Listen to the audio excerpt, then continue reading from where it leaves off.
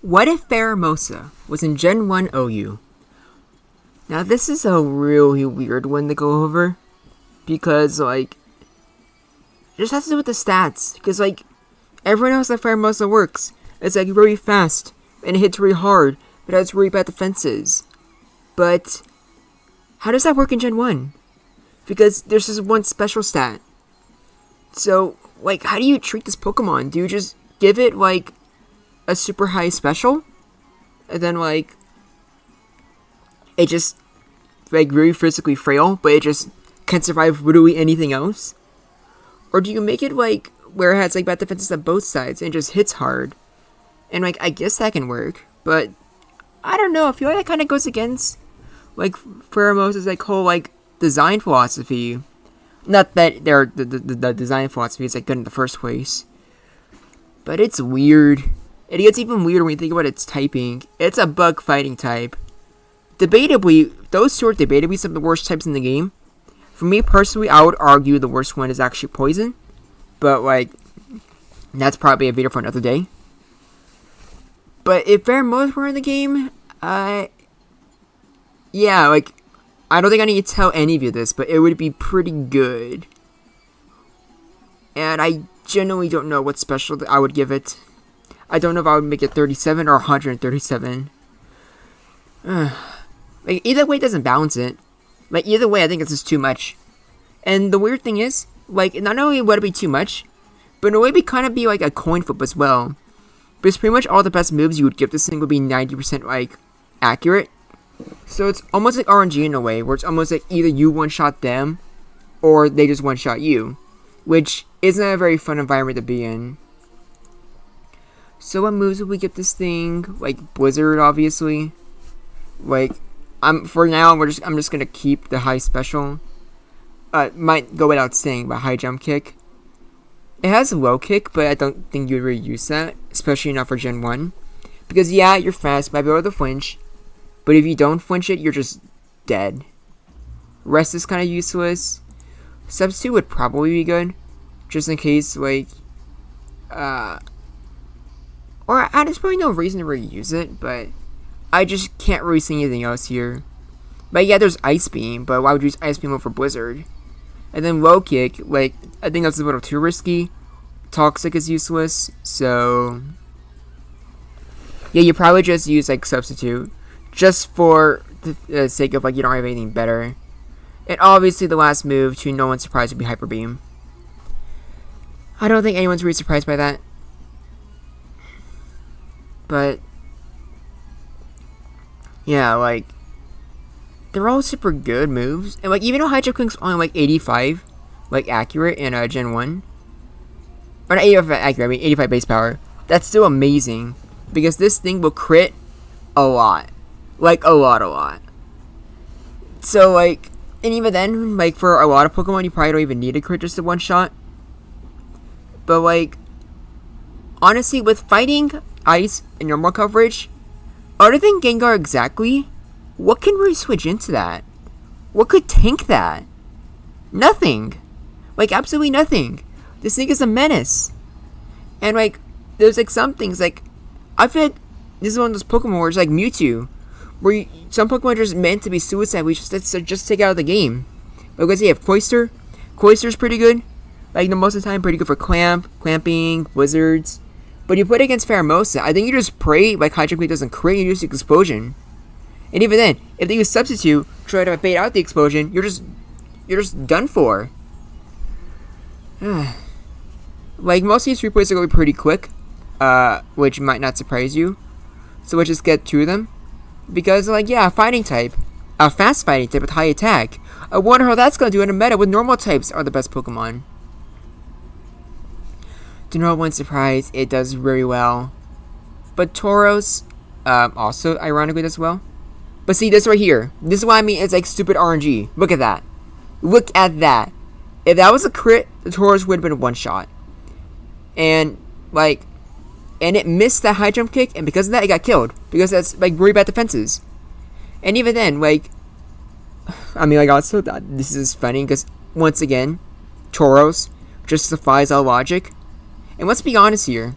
You wouldn't really use Body Slam. if you see a Pheromosa and you have Tauros, you would just go for Hyper Beam and pray that it doesn't miss or like you get crit. And Tauros does have the opportunity to one-shot Pheromosa. So even with the legendary like fighting type that is super fast and crits a lot, and has the strongest fighting type move in the game, high jump kick, Tauros can still defend itself. And that is a reason why I love Tauros. Like, I love Tauros. Such a great Pokemon. Snorlax does a lot of different sets. But doesn't matter.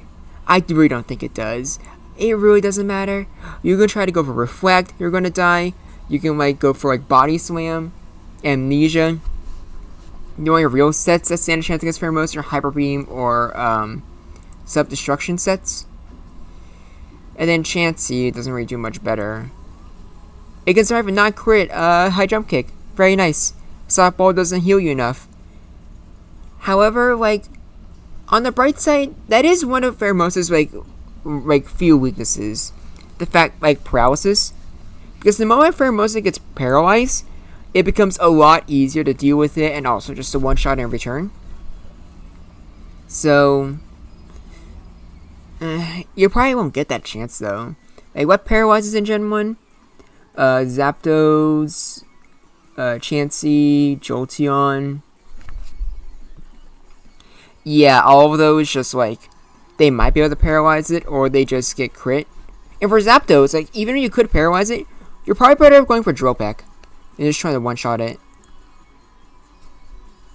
And then Alakazam, it has the capability to one-shot with Psychic, but Pheromosa can also just kill it with a crit Hyper Beam. So, yeah, it's one of those, like, it can just go either way. It just depends on RNG. Alakazam is more consistent because it's 100% accurate. And I'm pretty sure Pheromosa, I'm pretty sure it does in fact need a crit. But it really doesn't matter that much. It still does a lot of damage. Alakazam could still get revenge kill next turn. And yeah, are these replays going by fast? Yes, they are. And I don't even know what to say, because all of them are basically the same thing. It's just Pheromosa one-shots, or it doesn't. Like, I don't know how many times I can repeat that. Like, this is like, obviously it'll be good, obviously it'll be in Ubers, and actually we do have one that's like actually kind of interesting. Because the one true counter might only be Gengar. Because Hyper Beam doesn't do anything, High Jump Kick doesn't do anything, and then Blizzard does like a chunk, I guess, which compared to all the other Pokemon that face Pheromosa, only taking 30 is pretty good. Now granted, 2 critical Blizzards do kill you, which is a legitimate possibility, but Psychic also hurts them too. But for the most part, I would say Gengar has a very like solid matchup here. And like, it's like the one true thing that can like stand up to Pheromosa, which is good, but you need way more than that. Especially when like Pheromosa can just like so overpower with crits or with freezes, and it's very likely to do both of those. And then Jolteon, your high jump kick can one shot with a crit. Shouldn't be surprising. And then Thunderbolt 2-hit KOs you, and then like one shots with a critical Thunderbolt. But this is also like with like how Gen 1 custom games work here, where it's like it still uses your special defense. So obviously if like Pheromosa had a high special, it would just be unwinnable. But even if it didn't have a high special, and it's just crits with like physical attacks, it still wouldn't be balanced, and it still would one-shot a lot of stuff. Although, Gengar would 100% be like a true counter. But I'm not sure it would be enough to like really like make it justified. And Swellow might also be one of the true few counters. Like granted, critical Hyper Beam would hurt you like a lot. But even with a critical hit at like a full health, Swellow is always going to survive. And then it can paralyze you. And then like there's not much Pheromosa can really do once it's paralyzed. Not only that, but like if it's paralyzed and then needs to recharge because of Hyper Beam. Yeah, so Swellow probably does have a. It might actually like be considered unwinnable. Also, I forgot to say earlier, but I'm pretty sure even a critical Blizzard like what's the name? Executor still survives. I don't know how I forgot to say that earlier. I had to, like, unfortunately there was, like, power that went out, so I had some replays, but then, like, after, like, I had all of them ready, the power went out, and then, like, my computer, like, refreshed. But that's, doesn't matter. Storm, I don't even have anything to say for Starmie. It's just the same thing. Either, like, Hyper Beam, like, critical hits and one-shots, or you survive, paralyze it, heal. Like, you already know the whole deal with Starmie. There's just generally not a lot to say here. Like, is there finally a good bug type and fighting type in Gen 1? Yeah, there is.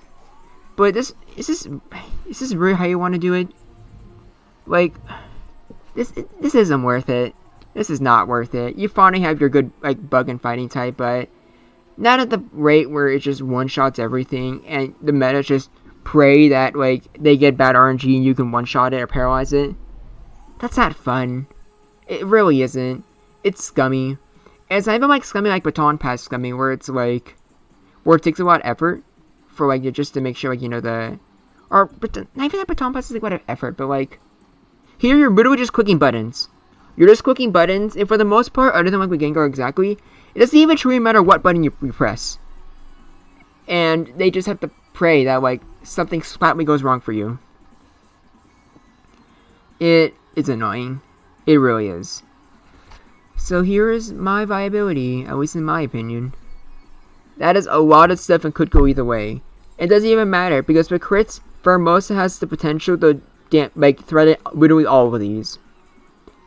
Is it better than Azelf? Or Ursaluna, which are the best Pokemon I've gone for so far? Definitely better than Ursaluna. It doesn't have as many options as Azelf, but I do think it's way more of an immediate threat, which is saying a lot because Azelf has, like, Bolt Beam coverage, Stab Psychic, and Explosion. So it probably is, but it's also still, like, a lot scummier at the same time, which is just, this is not what you want for the meta. Honestly, I just think Ultra Beasts in general probably just aren't really that well designed for Gen 1. At least as far as I know. I can't think of any other than maybe, like, Guzzlord. That would be fine. But what do you think? Because, like, you know, there's a lot of Ultra Beasts, and maybe some of them would be fine. Admittedly, I might do Persephone or, like, Kartana at one point, because both those seem pretty interesting, and they're my favorite Ultra Beasts. But do you think there's any Ultra Beasts out there that would genuinely be fine in OU, for Gen 1 OU? Let me know in the comments below. And what do you think about PHEROMOSA? Do you think I'm right? Would it be overpowered? Should it have a special 137 or 37? And also, do you agree with me that with it being scummy?